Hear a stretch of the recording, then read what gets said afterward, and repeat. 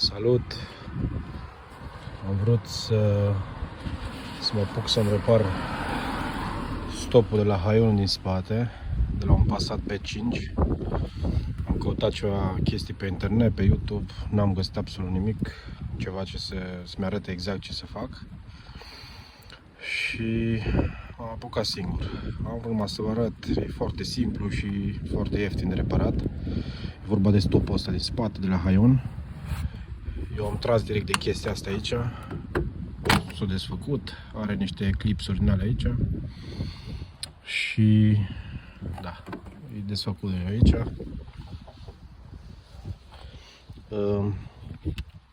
După cum se poate vedea, aveți nevoie de 8 becuri. Am crezut inițial că îs LED-uri, pentru că am și cumpărat ceva extra și mă gândeam să desfac LED-urile sau așa. Dar asta nu se potrivește. Spre mirarea mea, sunt ceva de genul becurile astea, să se găsesc foarte ușor. Sunt 8 bucăți. Vin direct băgate aici. Un click. Așa. Și se pune la loc în chestia asta de aici.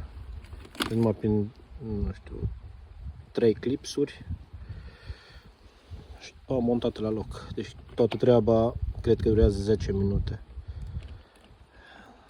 Și e super ușor de reparat, plus că foarte multe modele acum noi au nevoie de LED-uri. Probabil că trebuie chestia asta schimbată toată și nu o să mai poți repara singur. Dar chestia asta m-a mirat când am văzut că sunt becuri ca la becurile interioare deasupra din plafon. Deci o treabă super ușoară și ieftină. Pe mine m-a costat becurile astea undeva la 6 euro, cred că. Ceva de genul vine. Și acum se bagă la loc aici. Ceva de genul acolo. Pe care o montăm aici și gata tot. Asta e tot.